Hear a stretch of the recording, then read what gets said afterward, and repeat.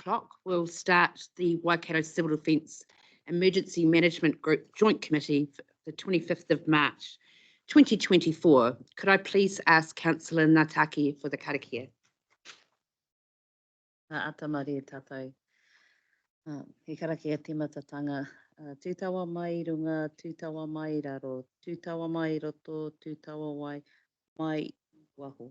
Kia tau ai te mauri tū, te mauri ora ki te katoa, haumi e hui e tae ki e. Thank you, Councillor Nataki.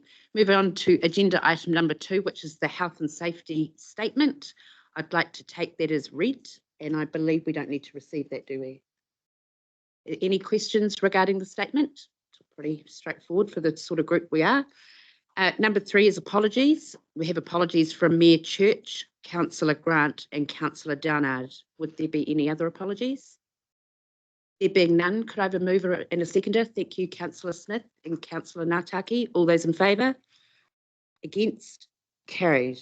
We move on to item 4, which is the confirmation of the agenda. Could I have a mover and a seconder for that, please? Thank you, Councillor Brown and Councillor Buckthorpe. All those in favour? Against? Carried. Item 5 is disclosures of interest. I'd like to open this up in the confidential section. It is the appointment of local controllers. There is a Taupo District Council local controller appointment. I wish to remain in the chair, but I'll refrain from conversation unless you have questions for me. Yes, Councillor Brown.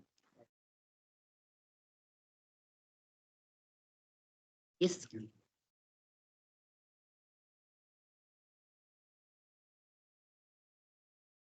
Great. Noted. Thank you, Councillor Brown. Councillor Williams.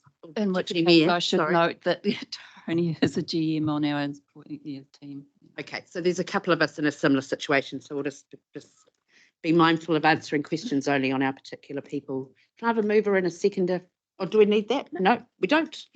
Okay, so we'll move on to agenda item number 6, which is the confirmation of the minutes from the 4th of December. Are there any points of clarification or questions on those? There being none, can I have a mover and a seconder, please? Councillor Lee, Councillor Pike, all those in favour? Against? Carried. We'll then move on to item 7, which is the group priority action status. Julian. That's me this morning, Chair. So this, sorry, just try and get this a bit closer. The purpose of this report is to provide you with a high-level assurance reporting on the status of the endorsed priority actions for the Waikato Civil Defence Group. Overall, 4 of the group priority actions have moved from off track to on track. There are no priority actions that are off track with help needed at this stage. KEG have tasked the GMO to apply a framework across the current actions that we have, review them with the purpose of creating a 3-year work programme, which we presented to you at the next meeting for consideration. So just some context, the actions that we're talking about, the ones that we're reporting on today, are a mixture of actions from the group plan, along with the 2019 monitoring and evaluation report and the recommendations from COVID, and they've been previously endorsed by yourselves. 6 of the actions, there's actually 19, but 6 of those 19 actions are related to the COVID lesson learned, and 4 of those relate to iwi and have strong interdependencies or working with iwi, with a resolution that you made 12 months ago, which was that the Civil Defence Group should create a strategic work programme and create or come forward with some proposals for oversight of that strategic work programme between the Joint Committee and the iwi in the region. There have been some delays in progressing that resolution, and that has been taken to KEG for some operational guidance around where to from here. And we're going to be a bit more adaptable in our approach, and there's a number of iwi have been approached to work with us in creating the strategic work programme. Some have come back, some have not at this moment in time got the resources able to move forward. So the advice that we've been provided, or guidance to move forward, is to work with those iwi that have put their hands up and are ready with the resource, and keep the lines of communication open with the other iwi, that when their resources are available, they can join in, and we can make some iterations to the strategic plan. I don't envisage the strategic plan that we create from the outset being significant or having significant iterations or changes, because the iwi have come together as a confederation in the after action, or in their own after action review of COVID, and came up with a number of recommendations that they've all signed off on. And I would imagine that those actions would form the foundation for any strategic work program anyway. So I wouldn't expect, even if people came on later on the journey, that it would require significant flex. So that's probably the best overview I can give you. I think you can see at point 16 of the report how heavily focused our actions are on the readiness and the readiness partnership phase, and we probably need to at some point look at there's 4 R's.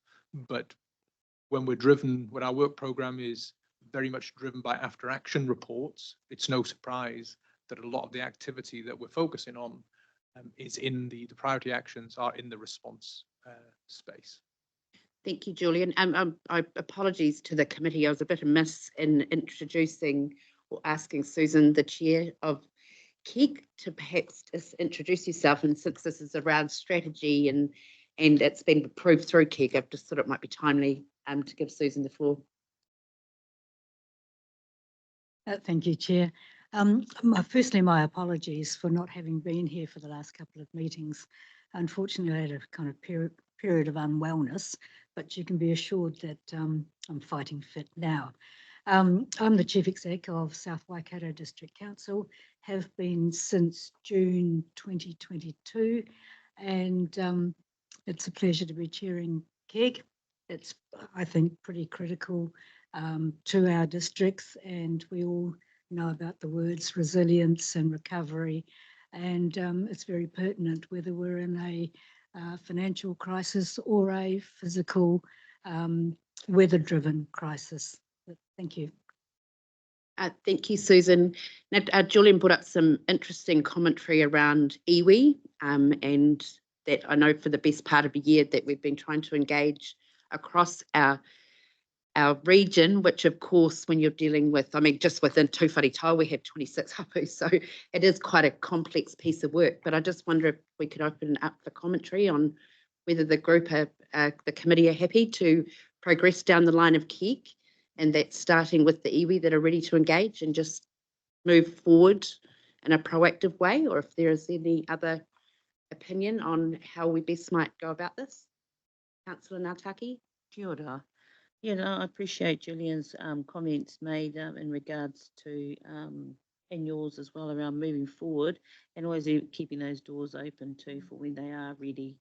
Because like you said, there are all sorts of things that come into play, and different hapu and iwi that come into play. So when they're ready, it's good to know that we're going to keep those doors open. Kia ora. Any other comments? Councillor Pike? Oh no, Councillor Buckthorpe, sorry. Thanks, Madam Chair. Yeah, no, I agree. Happy to support the recommendation from Julian. And I just had one question. Was there any one particular reason why the iwi that aren't engaging, is there a reason why they're not, or is it just because they just aren't resourced enough? Because one of the keys here is that we're sort of aligned with Waikato Regional Council, but we're actually a separate entity, and a lot of people don't realise that. So I wondered if there was anything in that. So there is, I don't think there's, the one thing that cuts across would appear to be the resource, the ability to resource what's driving that behind the scenes in terms of the priorities of the individual iwi, I couldn't comment on. It's just the challenge of bringing together such complexity under one umbrella at this point in time, and getting everyone to the start line. So at this moment in time, the regional council umbrella, if you want, I appreciate it's not for everybody else. The regional council umbrella may provide some opportunity in terms of some of those forums that they hold for the iwi that are ready. So that would be Raukawa and Waikato Tainui. But as the audience grows, as the participation grows, then those forums that are held, those relationships that are held by the regional council probably don't become as strong, because you don't have all the iwi in one place.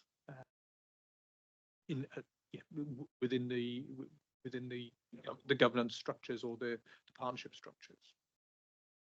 Thanks, Julian. Yeah, and we need to move this forward, because a lot of the people around this table have been discussing this for a long, long time. So it's good to bang a stake in the ground and get on with it. Thank you, Councillor Buckthorpe. Councillor Nataki. Oh, sorry, just happy to second the recommendation as well. Councillor Pike. Thank you. Not sure if I pressed the right button. Yeah, I definitely support the working with the iwi that are ready.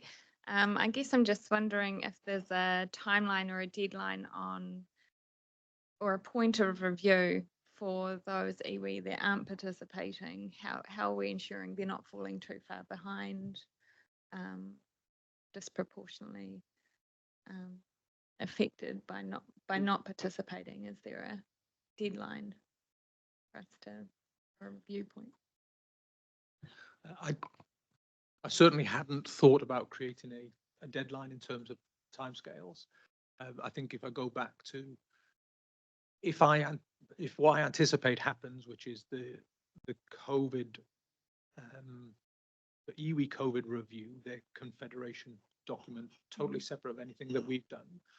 If that is used as the foundation for the work program, then even if another iwi joins in very late, I don't anticipate them asking for anything significant to change. I think it would just be that the resource is able to take it back into their iwi to use the work program to progress things internally for themselves. So no, I hadn't thought of a timeline and saying if you don't join by this day or anything along those lines. We would just keep the communication open. So the intention will be that we may get more than two. So at the moment we've got Raukawa and we've got Waikato Tainui. But when I go out and say, well, the date for the executive workshop is now May, it may well be that another iwi is ready at that point. So it's just making sure that we share the resources and share the workshops as we go along. But I haven't thought about setting a date. Yeah, I guess maybe I put it across wrong, but it wasn't so much about you must join by this time, but more, is there a review point or a point where we look at the progress of those iwis that have joined and trying to further encourage or apply a bit more pressure to the iwi that haven't, to make sure they're not disproportionately affected. And we could certainly put some review as part of the oversight committee. So there will be an oversight, which will be a mixture of iwi chairs or their governance delegates and members of this committee. Now, whether that's the full committee, depending on what that looks like in terms of how many iwi, or whether there's a subcommittee, but there will be an oversight, and we can focus into that oversight committee. We can certainly, that will be part of that term. We can put into the terms of reference a deliberate review of progress. Okay, thank you. Deputy Mayor Williams. Thank you, Madam Chair. I think we need to be aware of relationship building, and Susan, you might not like to comment on, like there's a lot out there for all of us to work on at the minute, and with the Mayoral Forum, big body of work around water and infrastructure, and my feeling is that we've seen really good advancement in relationships and progress in that, and I think if we keep the communication open between our leaders, that and the sharing of information around the advancement of this work as well, that yeah, we'll keep moving forward. Thank you for that, Deputy Mayor. I do note that from Taupō, we're definitely grassroots up. And so with marae preparedness plans, with Tūwhare Tāpākani and Ngāti Turangi Tukua, and just start building it at the grassroots level and the trust level, and hopefully it'll all come into fruition in the bigger sort of jigsaw puzzle that we're trying to create. Would there be any further comments or questions? There being none, the resolution or recommendation rather is that the report group priority action status be received. Can I have a mover and a seconder for that, please? Thank you, Councillor Brown. Councillor Ngātaki. All those in favour say aye. Against, carried. Right, move on to item 8, which is the after action review. And welcome, Vicky.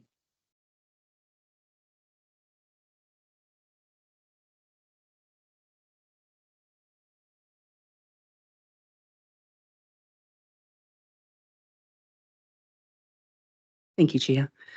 Sorry, I'll just move this a bit closer. Okay, good morning, everyone. Okay, so I'm speaking to the after action review report. I'll take the report as read, and I've just done a few little notes.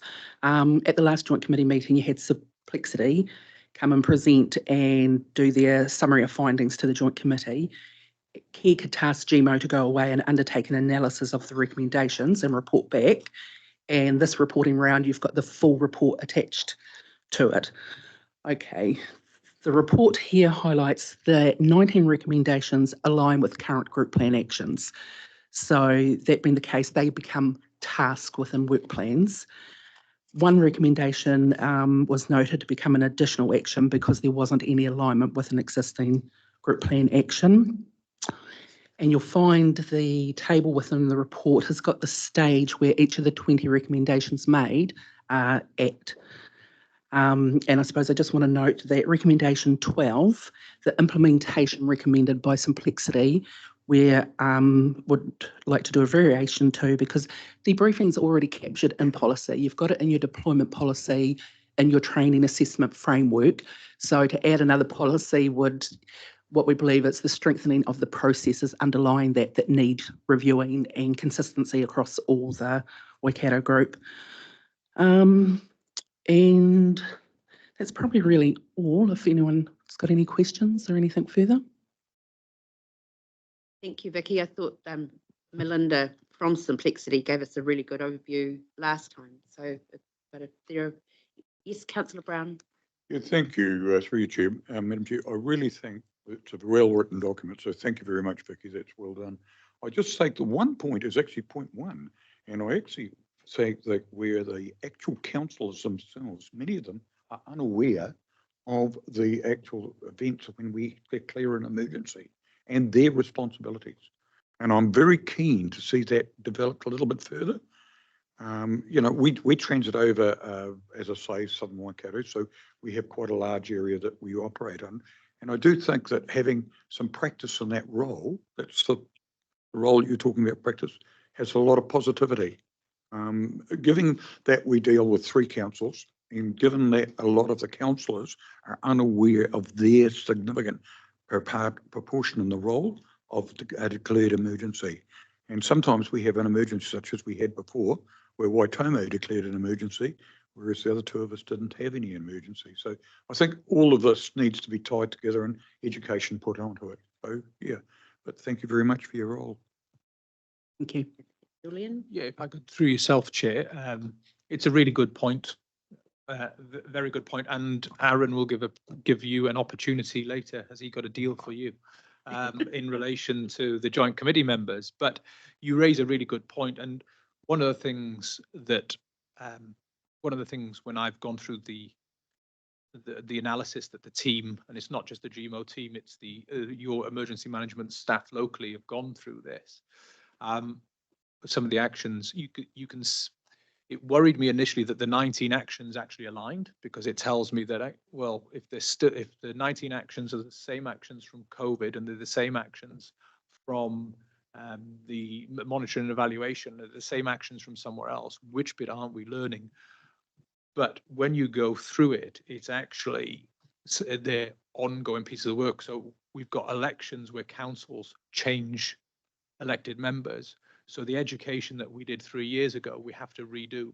And I think that's the point that you're making. There are some brand new people, and we saw it during, not just through the emergencies, we see it through LTPs as well, in terms of the role of local councils and the role of the group. So it's a really, really good point. And I think we've got some opportunities later.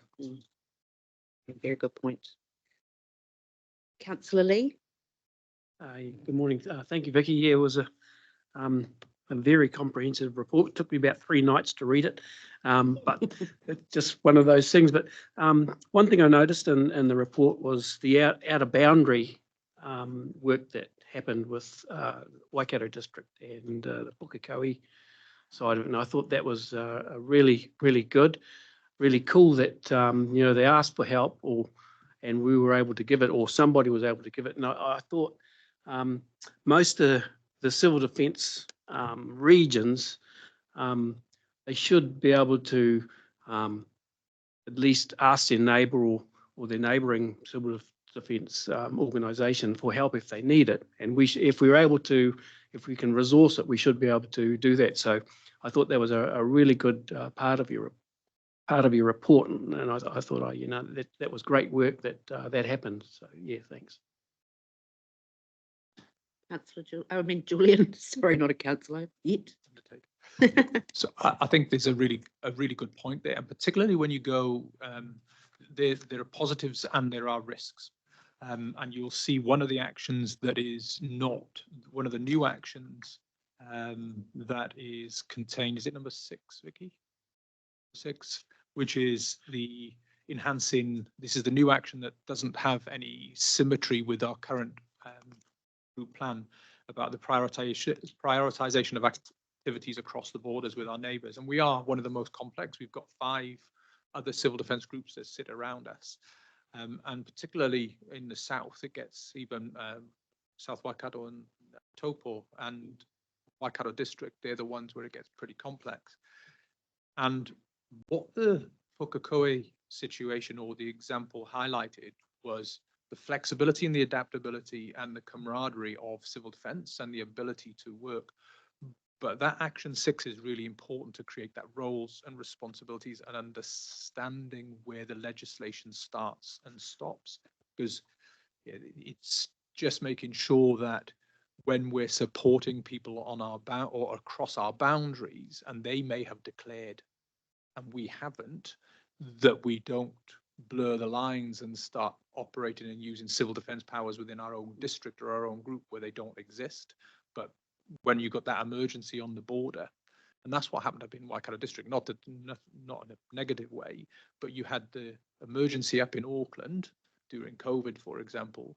We weren't in those lockdowns, but Waikato District were being asked to support those areas that were. So I think Action 6 becomes a very important piece there to just make it very clear that we can go across and help, but you've just got to make sure that those powers next door don't come over to us because they don't exist. Councillor Nataki. Yeah, kia ora. I wanted to touch on that as well. And I'm glad it was raised. I was a part of that.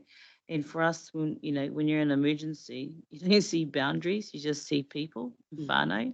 So it was quite, at the time, it was just more of a reaction because they weren't getting the support that they were looking for.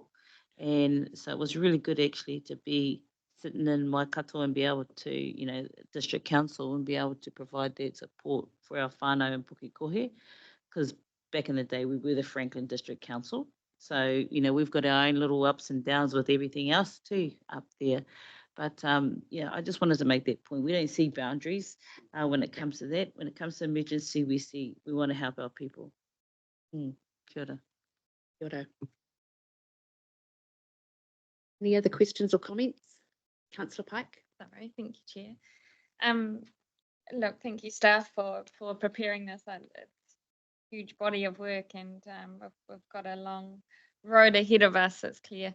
I'm just mindful of the reduced budget that we passed last meeting, and I guess I just want to ensure we're following through on the action of reporting on what 100% would look like, just so that if there is a significant difference or we're not resourced to meet our targets, then we're able to adjust if we need.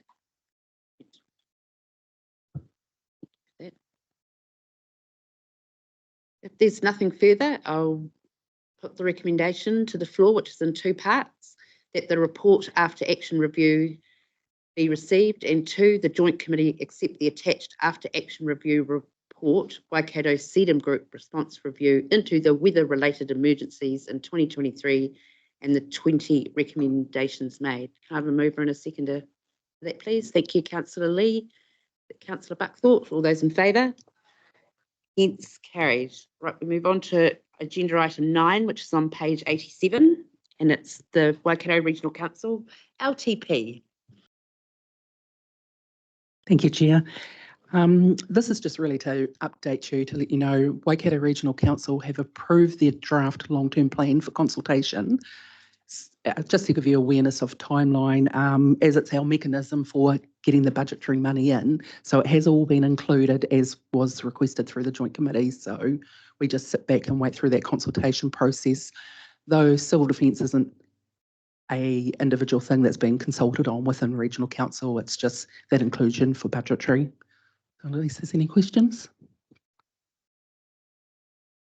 Any questions on that? I think you'll recall it was $5 something per household, as opposed to $3 something. It was like just under a $2 rate rise, wasn't it, per household? I suppose if I answer that, so we had to go back to the bulk volume of money that we needed, because obviously we don't know the number of rating units at that time when that'll be in. So right, they'll devise that out, at that time. Okay, thank you for that. Are there any questions or points of clarity? Okay, the recommendation is that the report Waikato Regional Council long-term plan be received. Can I have a mover and a seconder for that, please? Thank you, Deputy Mayor Goddard, Councillor Ngātaki. All those in favour? Against, carried. Item 10 is government reform, which is on the very next page, 88. Vicky. Thank you. Okay, so I'll take the report as read. I've broken my notes down into 2 parts. Okay, the first one, obviously, legislative change is still occurring at quite a pace. And so last year we'd submitted on the Spatial Planning Act and the Natural and Built Environment Act, which were repealed in December. And the Fast Track Consenting Bill has been introduced to Parliament under urgency and is open for submission until Friday the 19th of April. As that bill is under the RMA reform, it actually comes under the group agreed priority reforms for submission. So there's an opportunity for the group to make a submission, which in reference to recommendation 2, I might as well say this now, I apologise for the wording, because in governance world, it's not a subcommittee that we're appointing. Recommendation 2 should ask that the joint committee convene a working group to undertake submission on the fast track and consenting bill, if they so desire. And part 2 of it being the emergency management bill. Now, the letter was attached from Parliament advising the feedback from the SLEEP committee has now been deferred until Thursday, the 19th of December 2024.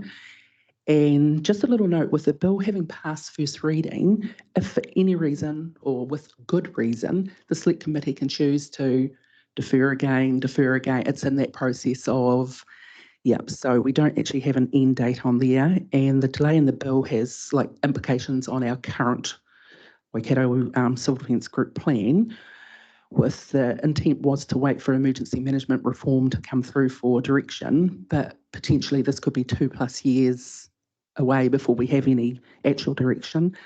So we're working under the current Act, and prior to extending the feedback date, they have advised that there will still be an opportunity for submitters to the original bill to speak, but they haven't set a timeline of that. And when they have that, they will advise us. So that's just a summary of the two main components of that report, if there's any questions.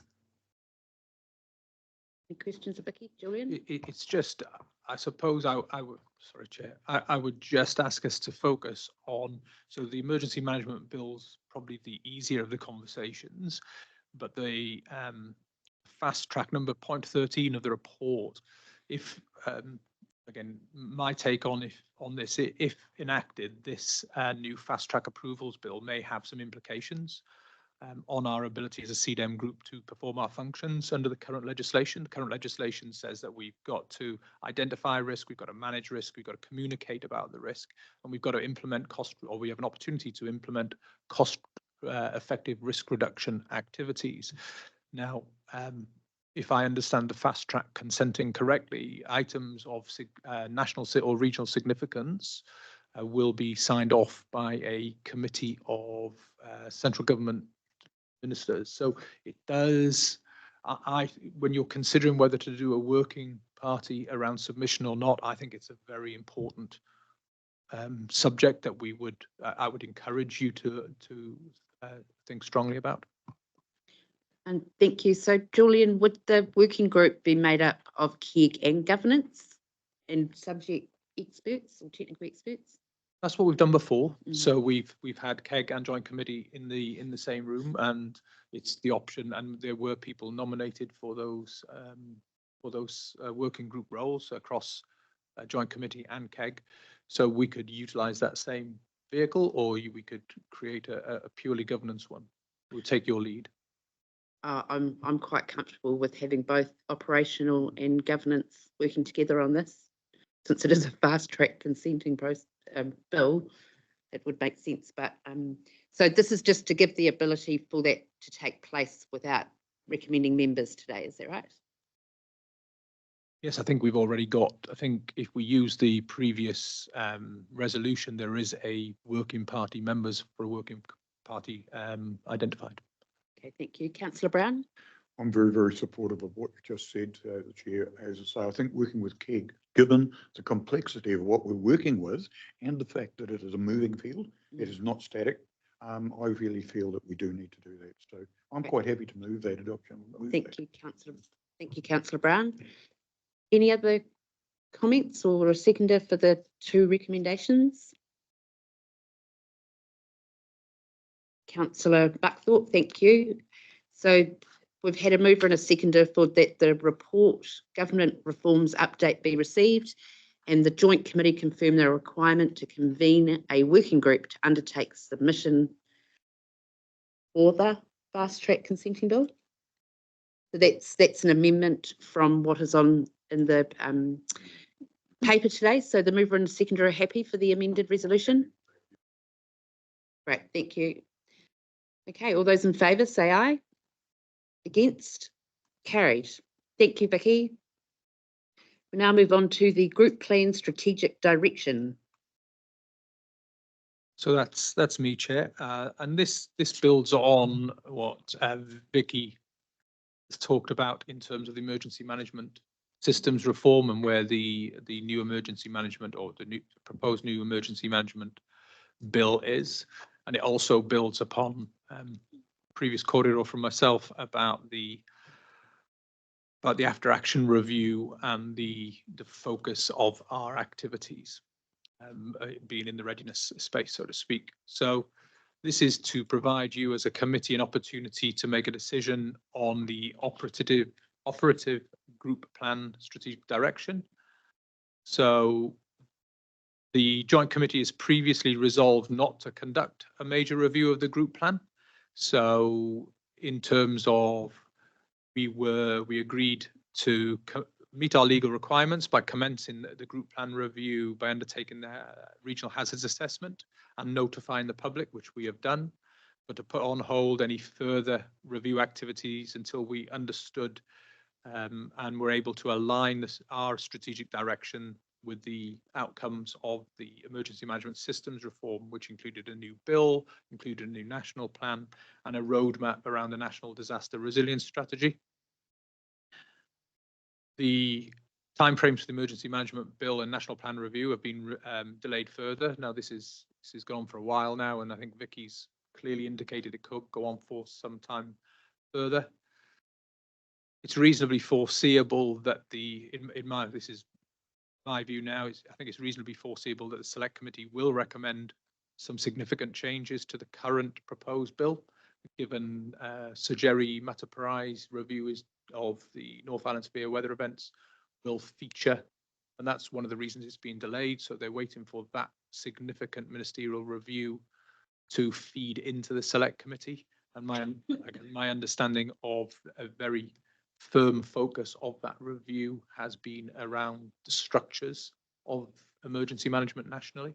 So and there is nothing in the current bill or proposed bill that talks about those structures. Hence my assessment that there's going to be significant changes required.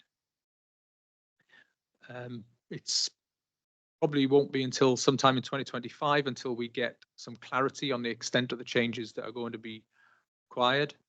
And our recent experience from reviewing the work program to do the alignment of the after action review, it really demonstrated a number of things, that our strategic framework in our current group plan and our goals are very wide. So when we were asked to, and we're being asked by KEG to review our work program for the 3 years ahead, trying to put some weighting to the 20 actions and the 75 actions that are in the group plan is really difficult, because the strategic direction is very much around partnership and there's no weighting given to any of the 4 Rs. But the after action reviews have pushed us quite clearly with COVID and with the North Island severe weather events. In the earlier report, you saw that the majority of our activity is in the readiness space. So we are not, we're not putting as much effort as I think we should be doing in the reduction space at this point in time, because we're being driven by actions rather than the strategic direction. So I think there's an opportunity, whilst at this point in time, to and KEG have recommended that we undertake a review of the group plan in its entirety now and look at our strategic direction. And even though it probably won't last the 5 years a group plan normally does, and it might require a review within 2 to 3 years and the resource that comes with that, it's the difference between, in simple terms for my benefit, it's the difference between treading water within legal. So we are legal, we're perfectly compliant with the current legislation, but we're treading water and putting a lot of effort in the response space or the readiness space. And we have an opportunity for 2-3 years to move forward with a wider lens, but more clearly defined strategic goals and objectives. Susan, would you like to add anything as chair? Thank you, Chair. As Julian has indicated, this was a subject of discussion at the last KEG meeting. I suppose what has moved KEG from a refined annual plan to a review of the strategic plan is obviously the delay in the legislation. It could be a long way off. Life changes fairly quickly, and we know now the existing strategic plan hasn't accommodated or doesn't accommodate the changes that has happened in our world since it was put down. I think Julian has reassured us he has the resources to undertake the review of the strategic plan. I think he considered it worthwhile doing because of the changes, and we don't know when any new legislation might be coming forward. Thank you, Susan. Any other comments or questions? Okay, there being none, the recommendations are that the report the Waikato CDM Group Plan Strategic Direction be received, and 2, that the Joint Committee confirms that the Group Management Office is to coordinate a full review of the current group plan with alignment to the National Disaster Resilience Strategy. I'm happy to move that. We have a seconder. Thank you, Councillor Lee. All those in favour? Against? Carried. Right, we move on to item 12, which is the national exercise of Ruwhenua. Welcome, Aaron.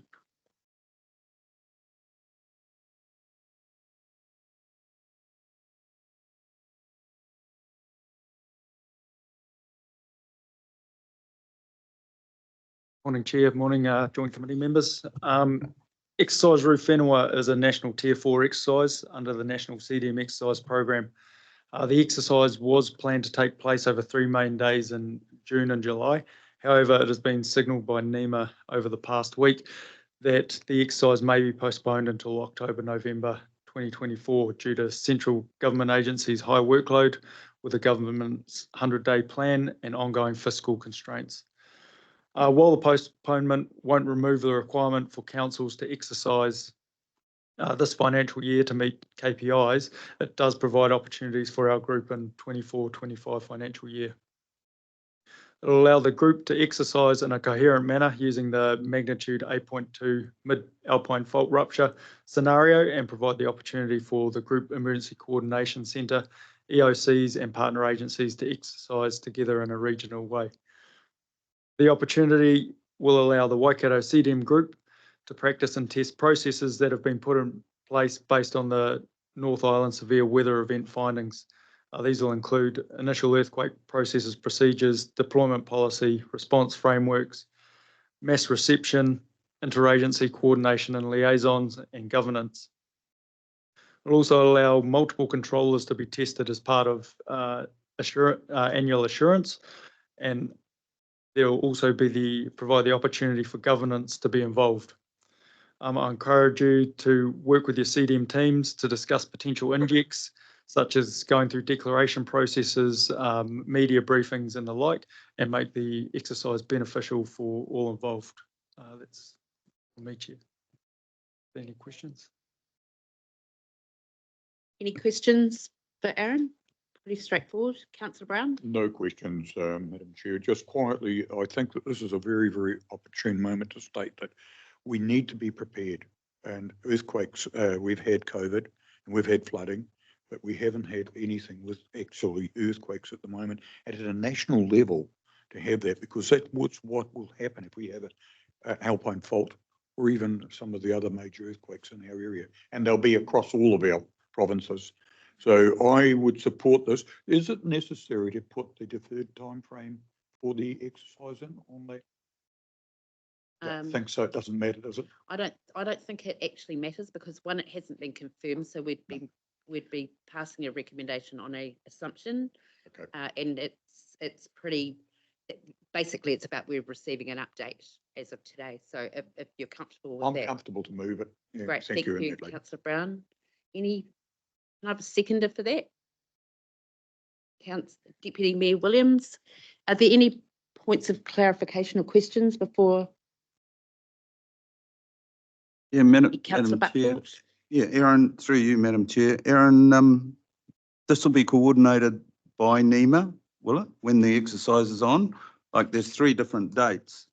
Are they to be held in different, is New Zealand divided into 3 different areas, or how's it going to work? So yes, it is coordinated through NEMA, but the 3 different dates, so they're focused on different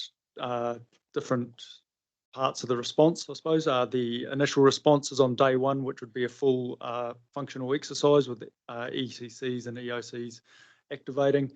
Day 2 is a tabletop, which is based on the ongoing impacts and response arrangements.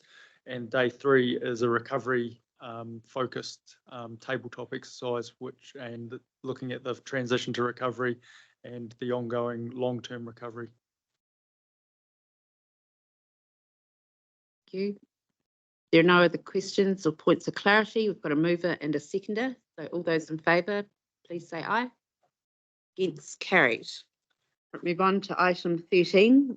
So I'll hand over to our key chair, Thank you, Susan. Thank you, Chair. It's a fair summary of the KEG meeting before you, so I won't go through piece by piece. I would like to draw to your attention the framework that we have, that KEG endorsed for a more honed piece of work around the actions for the next 12 months or so. I think it's important, or sorry, for the next 3 years work program. I think it's really important that there is a focus, and the framework which we approved was around risk, effort, and obviously impact. That piece of work, which is being undertaken by Julian and his team, will be tabled at our next meeting. Then the activities and the reports for feedback, I'd just like to draw two to your attention. The group assurance proposal, as you can appreciate, a group of operational managers were very concerned that it didn't become an audit or a checkbox exercise. Discussion was around the need for the focus on outcomes or output, and that as part of the work which the assurance team will undertake, that there be a best practice report come to KEG. And that's about learning from each other about what might be good practice. Some discussion was had, although not resolved, whether or not there might be some external or peer participant in the assurance team that undertakes that work, but all in all, that was considered a positive approach. The other matter was enabling career progression, and the KEG accepted Julian's point that it is a useful recruitment tool and retention tool to be able to demonstrate or implement career progression. There was a view that terms and conditions of each council will remain that of each council, but in principle, a career progression from the GMO to the councils was endorsed. Other than that, I'm happy to take any questions. Have any questions or points of clarity for Susan?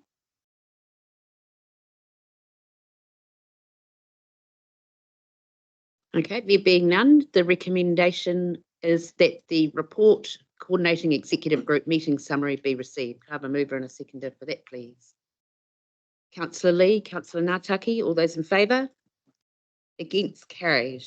And now can we welcome Matthew from NEMA for a quarterly update, please? Did you drive down from Auckland this morning, Matthew? How are the roadworks between Auckland and Hamilton? It was actually okay, actually. Not too bad today. Must be just south. Kia ora, members. Thank you. Good morning. Just a couple of updates from NEMA. The report I'll take as read, just with some minor adjustments, as you may have heard earlier on. First, I just wanted to mention is the Minister's briefing to the incoming Minister has now been released. That was released in January. That is proactively on the DPMC website, so I would encourage members to take an opportunity to have a read of that document.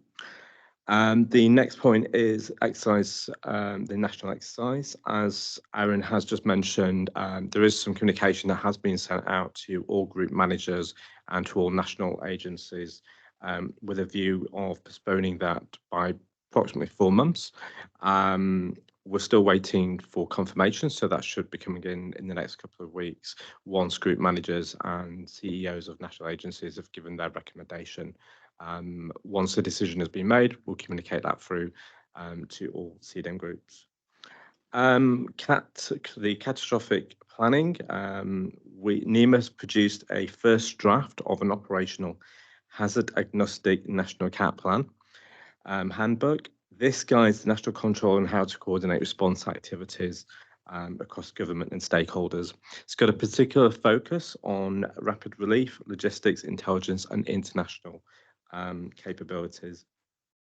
That document is currently in production at the moment. So it addresses some of the gaps that NEAM have prioritised for work in 2024.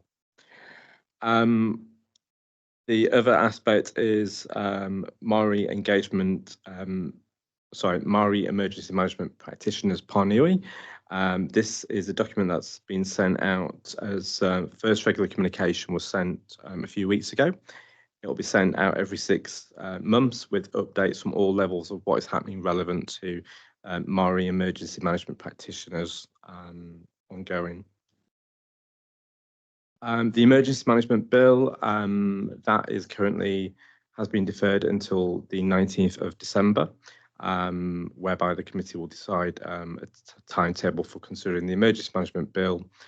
And that's it at the moment in time. Thank you, Matthew. Are there any questions, Matthew?